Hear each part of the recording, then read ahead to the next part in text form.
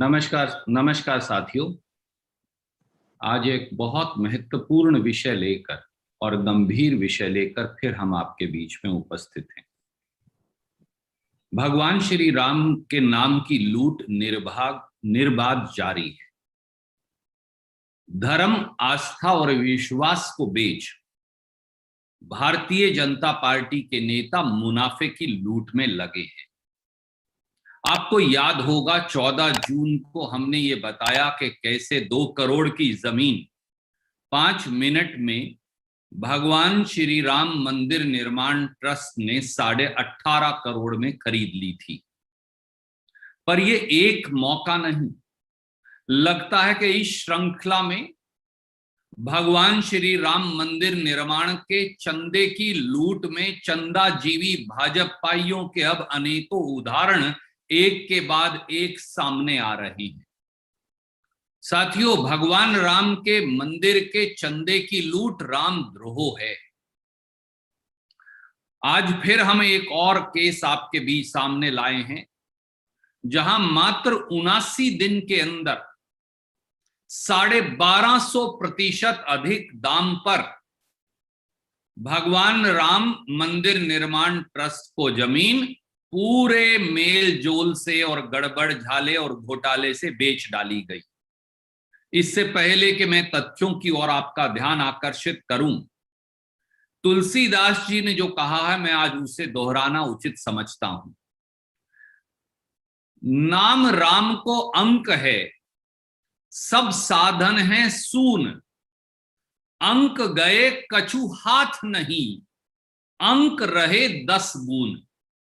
तुलसीदास जी ने कहा है कि राम नाम की आस्था के जो साधन होते हैं वो 10 गुना अधिक लाभदायक हो जाते हैं, परंतु राम नाम की आस्था को खंडित करके जो साधन होता है वह किसी प्रकार का फल प्रदान नहीं कर सकता।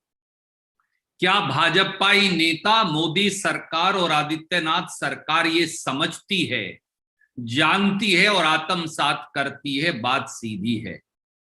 बस यही तो हुआ। भगवान राम की अयोध्या में भगवान श्री राम मंदिर निर्माण हेतु करोड़ों देशवासियों ने हजारों करोड़ का चढ़ावा और चंदा दिया। रावण के चारणों की, मैं फिर दोहराता हूं, रावण के चारणों की बस इस चंदे की लूट पर ही नजर है। चंदाजीवी, चंदाखोर ये लोग भगवान और भारतीयों की आस्था को धोखा दे उसे लूट रहे हैं। राम नाम की पर एकत्रित हुए हजारों करोड़ के चंदे की इस लूट में अब भाजपाई नेता शामिल हैं। रोज हो रहे खुलासों से यह साफ है कि अब ये लोग दिन दहाड़े और सत्ता आड़े डकैती डाल रहे हैं, अर्थात भाजपा सरकार की सत्ता के संरक्षण में भगवान राम के अनुयायियों का छद्म वेश धारण कर देश की आस्था और राम मंदिर निर्माण के चंदे में घोटाले का खुला खेल चल रहा है। नए सनसनीखेज खुलासे से जमीन खरीदने में, राम मंदिर निर्माण के लिए जमीन खरीदने में करोड़ों का घोटाला जग जाहिर है और कुछ तथ्य मैं आपके समक्ष रखूंगा। पहला तथ्य, दीप नारायण नाम का व्यक्ति उत्तर प्रदेश अयोध्या का भाजपाई नेता है और भाजपा के आईटी सेल से जुड़ा है। ये मैं नहीं कह रहा, ये उसके फेसबुक प्रोफाइल से साफ है, जिसकी प्रतिलिपि मैं भेज रहा हूं और मेरे मित्र अभी स्क्रीन पर उसे दिखाएंगे। क्या एक क्षण के लिए दिखा सकते हैं? ये है दीप नारायण उपाध्याय, पॉलिटिशियन। आगे है active member Bharatiya Janata party Uttar Pradesh. इससे अगली पिक्चर दिखाएंगे प्लीज। नगर निगम अयोध्या के प्रथम यशस्वी महापौर आदरणीय मामाजी ऋषिकेश उपाध्याय। तो मामा भांजा का खेल चल रहा है। इससे अगली दिखाइए। ये है आईटी सेल भाजपा के कैंप को अटेंड करते हुए दाएं हाथ को जो ये मित्र हैं दीप उपाध्याय। ठीक है साथियों, दूसरा तथ्य 20 फरवरी 2021 को ये दीप नारायण ने अयोध्या में हवेली अवध के नाम से 890 वर्ग मीटर जमीन मात्र 20 लाख में खरीदी। मैं इसकी सेल डीड आप लोगों को भेज रहा हूं। ये उस सेल डीड की प्रतिलिपि है। ये मात्र 20 लाख में खरीदी गई, इसकी प्रतिलिपि हम आपको भेज रहे हैं। इस सेल डीड में ही साफ लिखा है, अगर ये 20 लाख का मैं रेट निकालूं तो ये 2247 रुपया प्रति वर्ग मीटर आता है। पर यही सेल डीड कह रही है कि आदित्यनाथ जी ने तो ये यहां पर पेज 4 पर कॉलम नंबर 27 के कलेक्टर रेट तो 4000 रुपया प्रति वर्ग मीटर है। तो 4000 रुपया प्रति वर्ग मीटर भूमि के भाव का आकलन सरकार भी कर रही है। इन्होंने खरीदी 20 लाख में। तीसरा तथ्य, मात्र 79 दिन के बाद यानी 11 मई 2021 को भाजपा नेता दीप नारायण ने, जो अपने आप को अयोध्या के मेयर ऋषिकेश उपाध्याय का भांजा भी बताता है और लिखता है, तो मेयर साहब जो मोदी जी और आदित्यनाथ जी के चहेते हैं, उनके भांजे दीप नारायण, वो मात्र 79 दिन के बाद 11 मई 2021 को ये 890 वर्ग मीटर जमीन श्री राम जन्मभूमि तीर्थ क्षेत्र ट्रस्ट मार्फत चंपत राय को 20 लाख की जमीन 2.5 करोड़ रुपए में बेच डालते। सेल डीड की कॉपी मैं फिर आपको भेज रहा हूं, ये वो सेल डीड की कॉपी है। तो 20 लाख की जमीन 79 दिन में 2.5 करोड़ 250 लाख की हो जाती है। भूमि का रेट जो है आदित्यनाथ सरकार के मुताबिक 4000 रुपया प्रति वर्ग मीटर है, परंतु खरीदी जाती है राम मंदिर निर्माण ट्रस्ट के द्वारा 28,090 रुपया प्रति वर्ग मीटर में। तो साथियों, राम मंदिर निर्माण के लिए हजारों करोड़ के दिए गए दान में घोटाला साफ है। इससे क्या साफ होता है? नंबर 1, 79 दिन में जमीन की कीमत 1250% या 12.5 गुना बढ़ गई। 3 लाख रुपया प्रतिदिन के हिसाब से जमीन की कीमत बढ़ रही है। ये अपने आप में हिंदुस्तान की सबसे तेज गति से बढ़ने वाली जमीन होगी। जो जमीन 20 फरवरी 2021 को मात्र 20 लाख में खरीदी गई, वो 11 मई 2021 को 250 लाख रुपए में राम मंदिर निर्माण ट्रस्ट को बेच दी गई। यह अपने आप में सनसनीखेज घोटाला नहीं तो क्या है? दूसरा तथ्य, भाजपा नेता दीप नारायण द्वारा जो भूमि 2247 रुपया प्रति वर्ग मीटर में खरीदी गई, अगर मैं प्रति वर्ग मीटर रेट निकालूं, कलेक्टर रेट 4000 रुपया प्रति वर्ग मीटर है, पर भगवान श्री राम मंदिर निर्माण ट्रस्ट को यह जमीन 28,090 रुपया प्रति वर्ग मीटर में बेच दी जाती है। तो फिर भगवान श्री राम मंदिर निर्माण ट्रस्ट के हजारों करोड़ के चंदे को इस प्रकार की चपत चंदाजीवी भाजपाइयों द्वारा कैसे लगाई गई, सवाल ये है। तीसरा तथ्य, राम मंदिर निर्माण ट्रस्ट की ओर से श्री चंपत राय सचिव द्वारा यह जमीन खरीदी गई और श्री अनिल मिश्रा जो दूसरे ट्रस्टी हैं ट्रस्ट के, मोदी जी द्वारा मनोनीत किए गए हैं और जो राष्ट्रीय स्वयं सेवक संघ के पूरे पूरब प्रांत कार्यवाहक भी रहे, वो बतौर गवाह के मौजूद रहे, उन्होंने ही दस्तखत किए। क्या श्री चंपत राय सचिव राम मंदिर निर्माण ट्रस्ट और ट्रस्टी व श्री अनिल मिश्रा ट्रस्टी की ये जिम्मेवारी नहीं थी कि वो हजारों करोड़ के राम भक्तों के चंदे के पैसे से भुगतान करने से पहले ये वजह तो पूछते कि भैया 79 दिन में 20 लाख की जमीन 250 लाख की कैसे हो गई, 12.5 गुना कैसे बढ़ गई, राम के भक्तों के चंदे का हम ये भुगतान क्यों करें। चौथा तथ्य, जमीन बेचने वाला भाजपा नेता दीप नारायण, भाजपा का नेता है, उनकी आईटी सेल से जुड़ा है। दीप नारायण तथाकथित तौर से अयोध्या के मेयर मोदी जी के चहेते ऋषिकेश उपाध्याय का भांजा है, जैसा उसकी फेसबुक प्रोफाइल से भी साफ है। जमीन खरीदने वाले श्री चंपत राय और श्री अनिल मिश्रा दोनों ही भाजपा और राष्ट्रीय सेवक संघ की विचारधारा से जुड़े हैं। तो इस सारे मामले के मायने क्या है, सवाल ये उठता है।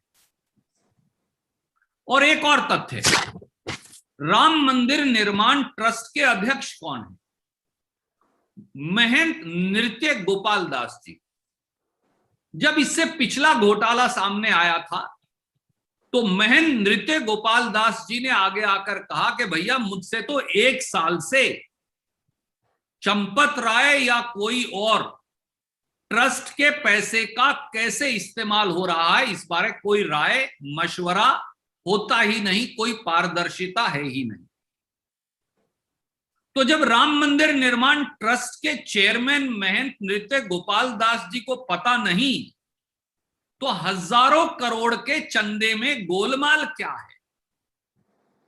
और यही नहीं, एक और हमारे सिद्ध संत शंकराचार्य स्वामी रूपानंद सरस्वती जी ने भी हजारों करोड़ का चंदा जो राम भक्तों ने दिया है राम मंदिर निर्माण के लिए, उसमें अनियमितता के खुले खुले आरोप लगाए हैं, परंतु कोई इसका जवाब देता ही नहीं। साथियों, इसलिए आपने देखा कि पहले भी जब 14 जून को हमने बताया कि 18 मार्च 2021 को भी जब एक और जमीन का टुकड़ा 2 करोड़ में खरीदा गया, 5 मिनट में राम मंदिर निर्माण ट्रस्ट को 18.5 करोड़ में बेच दिया गया, उसका भी कोई तसल्ली बख्श जवाब नहीं आया। तब भी खरीद किसने की थी? चंपत राय जी ने। तब भी गवाह कौन थे? अनिल मिश्रा जी। तब भी तीसरे व्यक्ति कौन थे? भाजपा के अयोध्या के मेयर ऋषिकेश उपाध्याय जी। अब भी ये सब लोग मौजूद हैं। तो ये चक्कर क्या है? तो प्रधानमंत्री श्री नरेंद्र मोदी व मुख्यमंत्री आदित्यनाथ जी को 5 सवाल देश के राम भक्तों और देशवासियों की ओर से। पहला, क्या कारण है कि भगवान श्री राम के मंदिर निर्माण के चंदे की खुली लूट करने वाले पापियों के खिलाफ कोई भी कार्यवाही करने बारे मोदी जी, आदित्यनाथ जी पूरी तरह चुप हैं, मौन बने हैं? दूसरा सवाल, क्या पीएम और सीएम बताएंगे कि मात्र 79 दिन में जमीन की कीमत 1250% कैसे बढ़ गई? तीसरा सवाल, जब यूपी की भाजपा सरकार द्वारा जमीन की कीमत 4000 रुपया वर्ग मीटर आंकी गई है, तो फिर ये जमीन हजारों करोड़ के राम भक्तों के चंदे से राम मंदिर निर्माण ट्रस्ट को 28,090 रुपया प्रति वर्ग मीटर में कैसे बेच दी गई? चौथा सवाल, क्या भाजपा नेता राम मंदिर निर्माण के लिए इकट्ठे किए गए चंदे को चूना लगा मुनाफे की लूट में लगे हैं? और पांचवा और आखिरी सवाल, श्री राम मंदिर निर्माण के लिए दिए गए हजारों करोड़ के चंदे में से कितनी और रजिस्ट्रियों में चंदाखोर चंदाजीवियों ने खुली लूट की है?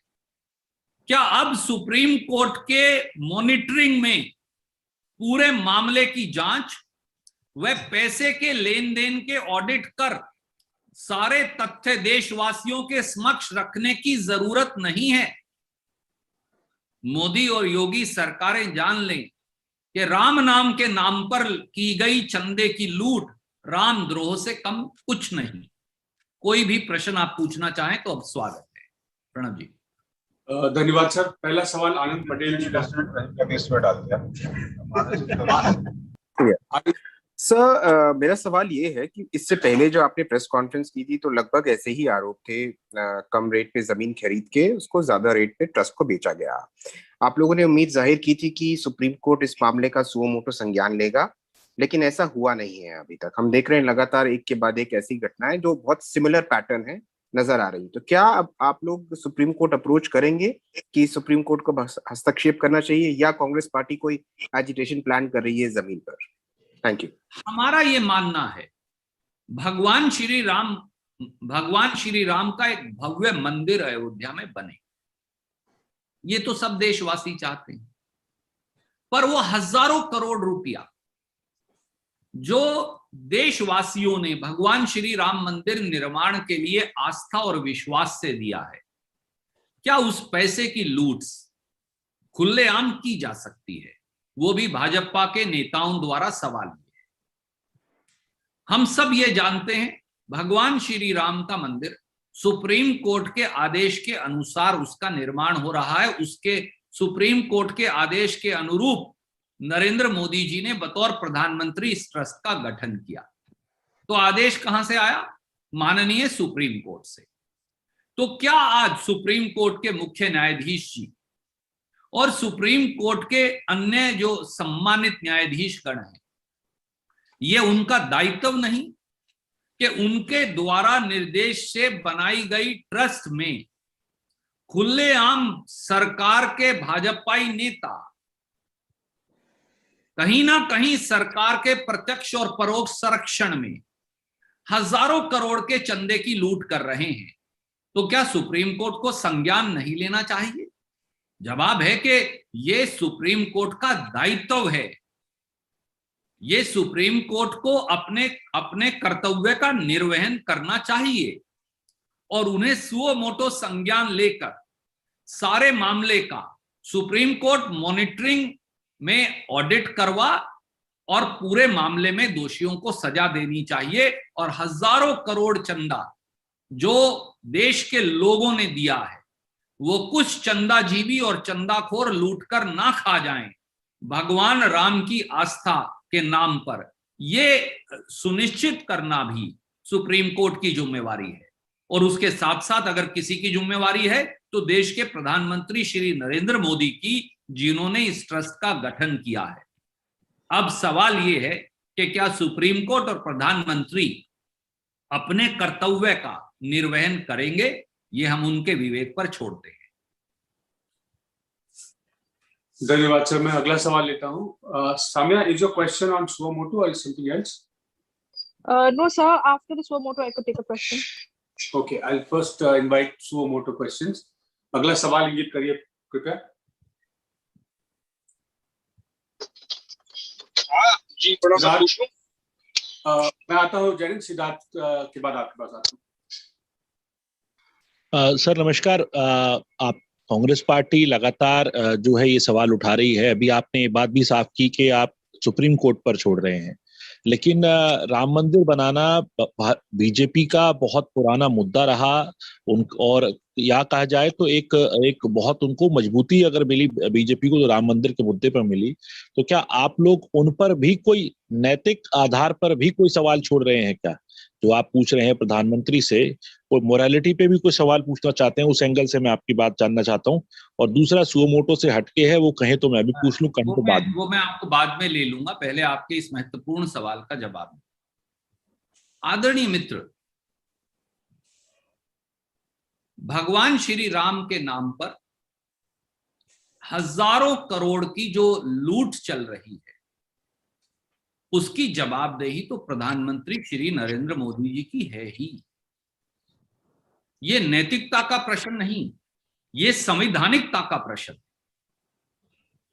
इसलिए आप नैतिकता और संवैधानिकता दोनों के मापदंडों पर प्रधानमंत्री श्री नरेंद्र मोदी के आचरण को परखना पड़ेगा। मंदिर का निर्माण सुप्रीम कोर्ट के निर्देश के अनुरूप हो रहा है, सुप्रीम कोर्ट के निर्णय के अनुरूप हो रहा है। ये किसी व्यक्ति विशेष या दल का एजेंडा नहीं। सुप्रीम कोर्ट ने निर्णय कर दिया, ट्रस्ट बना दी, ट्रस्ट का आदेश किया, इसलिए भगवान श्री राम के मंदिर का निर्माण होगा। उस ट्रस्ट का गठन बतौर प्रधानमंत्री किसने किया? सुप्रीम कोर्ट के आदेश का निर्वहन किसने किया? हमारे आदरणीय प्रधानमंत्री श्री नरेंद्र मोदी जी। ट्रस्ट उन्होंने बनाई, ट्रस्टी उन्होंने बनाए, चंदा ट्रस्ट के पास गया और चंदे की लूट भाजपा के नेता कर रहे हैं। और कहीं ना कहीं कुछ ट्रस्ट के लोगों का प्रत्यक्ष या परोक्ष सहमति इसके अंदर प्रथम दृष्टि से साफ नजर आती है। तो ऐसे में संवैधानिकता, नैतिकता और कानून का निर्वहन कौन करेगा? साफ है, प्रधानमंत्री श्री नरेंद्र मोदी जी करेंगे। और अगर वो ऐसा नहीं करते तो ये देशवासी जान जाएंगे कि कहीं ना कहीं हजारों करोड़ के चंदे की लूट में भाजपा नेताओं को प्रधानमंत्री जी का प्रत्यक्ष या परोक्ष आशीर्वाद है। राम नाम के नाम पर जो चंदे की लूट करेगा उसको भगवान श्री राम सहित देशवासी कभी माफ नहीं करेंगे। अब जो है गेंद प्रधानमंत्री जी के पाले में है कि वो क्या कार्यवाही करते हैं। धन्यवाद सर। मैं अगला सवाल लेता हूं जैनेन्द्र का एबीपी से। नमस्कार जैनेन्द्र जी। जी नमस्ते सर।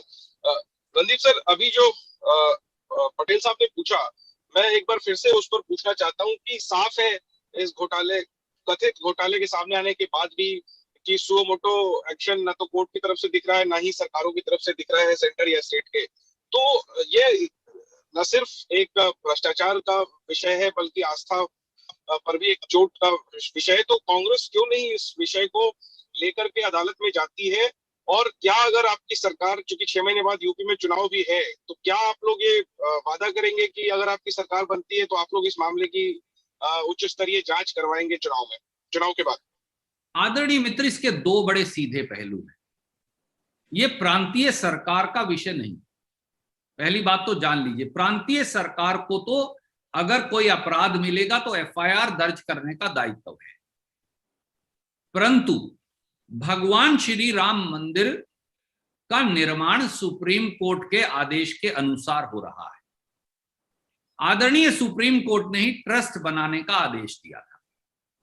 स्वाभाविक तौर से देश के प्रधानमंत्री और देश के गृह मंत्री आदरणीय मोदी जी और आदरणीय अमित शाह जी, उन्होंने इस ट्रस्ट का गठन किया क्योंकि वही प्रधानमंत्री और गृह मंत्री हैं, तो ट्रस्टी भी उन्होंने ही बनाए। प्रांत में भी सरकार भाजपा की है, केंद्र में भी सरकार भाजपा की है। ट्रस्ट के ट्रस्टियों की घोषणा भी प्रधानमंत्री और गृह मंत्री ने की। ट्रस्टियों को चुना भी उन्होंने, आदेश सुप्रीम कोर्ट का था। तो ऐसे में दो संस्थाओं का नैतिक, कानूनी और संवैधानिक दायित्व है घोटाले और गड़बड़ झाले की जांच करवाने का। पहला दायित्व है जिनके आदेश अनुसार मंदिर निर्माण हो रहा है और ट्रस्ट का गठन हुआ, वो है देश की सुप्रीम कोर्ट। मैं एक भारतीय के तौर पे आश्चर्यचकित हूं कि देश के मुख्य न्यायाधीश, चीफ जस्टिस ऑफ इंडिया, इतने साफ घोटाले और गड़बड़ झाले के इल्जामात और कागजात सामने आने के बावजूद भी चुप्पी क्यों साधे? सुप्रीम कोर्ट संज्ञान क्यों नहीं ले रही? और दूसरा, राजधर्म निभाने का संवैधानिक, कानूनी और नैतिक दायित्व किसका है? देश के प्रधानमंत्री माननीय श्री नरेंद्र मोदी का। अगर वो अपने आप को भगवान श्री राम का भक्त या अनुयायी मानते हैं, तो फिर इससे बड़ा छल और कपट भगवान श्री राम के अनुयायियों, जिन्होंने हजारों करोड़ का आस्था और विश्वास से चंदा दिया, और क्या हो सकता है।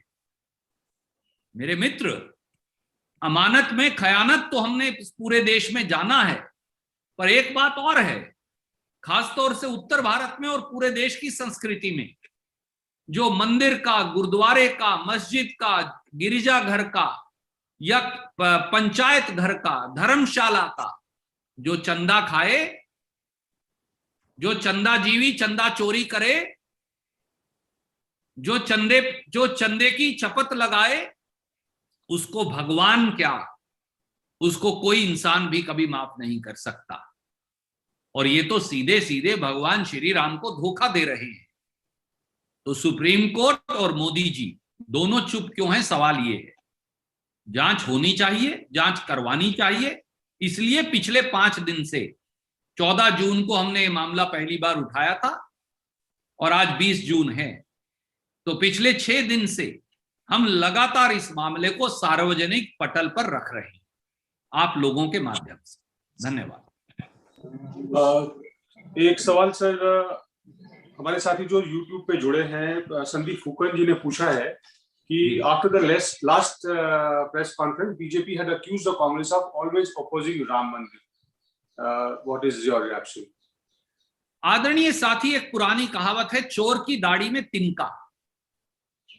चंदा चोर आप, चंदा जीवी आप, चंदाखोर आप, और इल्जाम हम पर।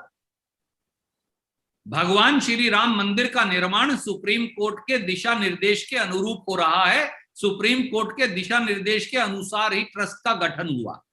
ट्रस्ट का गठन प्रधानमंत्री ने किया, ट्रस्टी प्रधानमंत्री ने बनाए। ट्रस्ट के हजारों करोड़ के एकत्रित किए चंदे की लूट कई गुना भाव पर बढ़ाकर जमीन खरीदने में साफ है। एक उदाहरण था 18 मार्च के दोनों सेल डीड का, जहां 2 करोड़ की जमीन 5 मिनट में 18.5 करोड़ की हो गई और चंदा चोरी हो गया। एक और उदाहरण है जहां 79 दिन के अंदर 20 लाख की जमीन 250 लाख रुपए की हो गई और चंदा जीवी चंदा लूट कर ले गए। इसका जवाब भाजपाइयों को देना पड़ेगा, वो इससे बच नहीं सकते।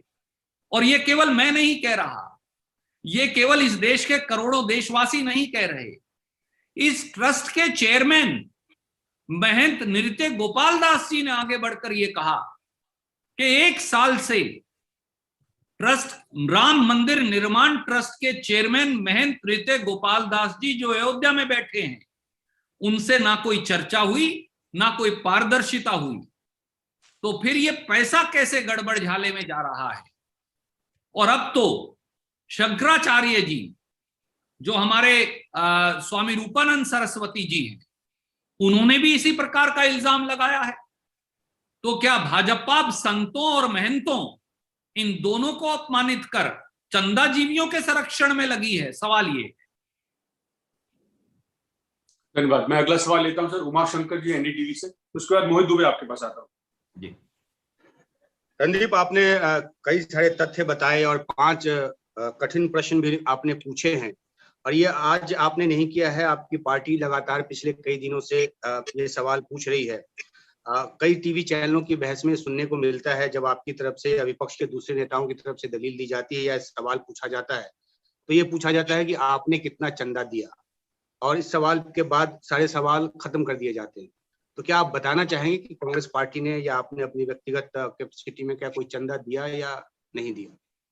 आदरणीय मित्र, सवाल यह भी पूछा जा सकता है कि आदरणीय नरेंद्र मोदी जी, अमित शाह जी और जेपी नड्डा जी ने कितना चंदा दिया, पर व्यक्ति महत्वपूर्ण नहीं, क्योंकि ये इस पूरे मामले के चंदा जीवियों के घोटाले को डीरेल करने का एक कुत्सित प्रयास है।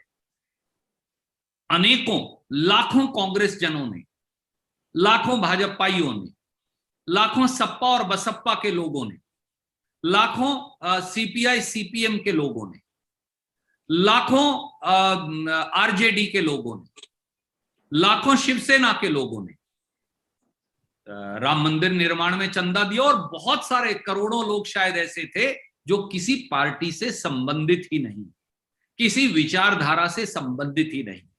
उनके लिए भगवान श्री राम का नाम ही आस्था है, विश्वास है।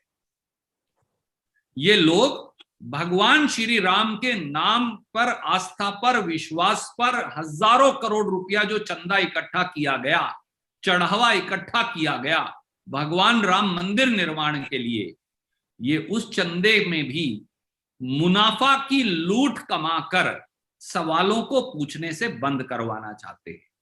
पर ये जान लें कि देशवासी जागरूक हैं, भगवान श्री राम के मंदिर निर्माण का चंदा जो खाएगा, मैं आज ये कहता हूं कि उसकी नरक लोक में भी गति नहीं हो सकती। धन्यवाद। जी सर, वैसे भी शास्त्रों में मान्यता है कि गुप्त दान जो है वो श्रेष्ठ दान होता है। मैं अगला सवाल लेता हूं, मोहित दुबे जी। सर नमस्कार। नमस्कार दुबे जी। सर मेरा मैं मंदिर से संबंधित सवाल पूछना चाहता था, लेकिन कई सवाल हमारे साथियों ने पूछ लिया है। सर सुमो मोटो से अलग मेरा सवाल है। मैं अभी उस पर आ जाता हूं और आपसे अवश्य प्रणव जी लेंगे। कोई और सवाल सुमो मोटो से जुड़ा है? नहीं तो फिर वो दूसरे पर आ जाए। जी सर, हाँ, ये और कोई सवाल बचा हो राम मंदिर के मुद्दे पर, हमारे सुमो मोटो के मुद्दे पर? सुमो मोटो, मैं क्वेश्चन पूछ लूं संदीप? जी जी सर पूछिए ना। और म्यूट कर ले अपने आप को, पीछे शोर आ रहा है। जी हेलो। जी जी हाँ, सुनाई दे रहा है रणदीप जी? जी मैं सुन पा रहा हूं जी। हाँ, थैंक यू।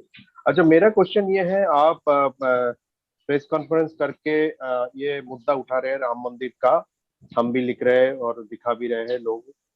तो मेरा ये कहना है कि आप कांग्रेस पार्टी की तरफ से मैडम सोनिया गांधी या कांग्रेस पार्टी की तरफ से जो ट्रस्ट का हेड है प्रधानमंत्री नरेंद्र मोदी या ट्रस्ट का कोई मेंबर को क्या चिट्ठी लिखा फॉर इन्वेस्टिगेशन? आदरणीय साथी, ये बात सही होती अगर ट्रस्ट के चेयरमैन महेंद्र नृत्य गोपाल दास जी ने 14 जून 2021 के हमारे खुलासे और आपके अखबार और टेलीविजन चैनलों के दिखाए जाने के बाद आगे बढ़कर सार्वजनिक तौर से बयान नहीं दिया होता कि उन्हें पूरे मामले में वो अपने आप को अलग करते हैं। जब ट्रस्ट के चेयरमैन की राय ही नहीं ली जा रही, जब ट्रस्ट के चेयरमैन महंत नृत्य गोपाल दास जी को विश्वास में ही नहीं लिया जा रहा, जब ट्रस्ट में गैर पारदर्शिता का इल्जाम खुद ट्रस्ट के चेयरमैन लगा रहे हैं और अब शंकराचार्य स्वामी रूपानंद सरस्वती जी भी लगा रहे हैं, तो जब संत और महंत और ट्रस्ट के चेयरमैन खुद गैर पारदर्शिता का इल्जाम लगा रहे हैं, सीक्रेसी का इल्जाम लगा रहे हैं, चर्चा ना होने का इल्जाम लगा रहे हैं, तो फिर चिट्ठी लिखने की जरूरत ही कहां है? फिर तो तथ्य सार्वजनिक पटल पर हैं। अब तो केवल सुप्रीम कोर्ट की निगरानी में जांच की आवश्यकता है। धन्यवाद। प्रणव जी। धन्यवाद। मेरे ख्याल से सर हम ओपन करें और दूसरे सवालों के लिए। जी 3 सवाल है। पहला सामिया ने पूछा था, उसके बाद सिद्धार्थ, फिर आप वही पूछिएगा। Samia. Sir, I wanted to ask you about a statement made by West Bengal PCC chief Adhir Ranjan Chaudhary, where he says that the reason why Mamata Banerjee won with a thumping majority is because the Muslims found an alternative in TMC, and the equation changed, that even the Congress's trusted Muslim vote bank decided to not vote for the Congress and decided to go ahead and vote for TMC. So do you think this is a fact? Because with UP elections coming, will there be a change in Congress strategy to try and woo them back? Samia ji, first I want to say this is factually incorrect. This is a 2-month-old story based on which you are now asking me a question. And after that, our PCC president, Adhir ji himself clarified that he was misquoted. So I think the question does not arise. In any event, Congress party believes that we don't seek votes based on caste, color, region, or religion.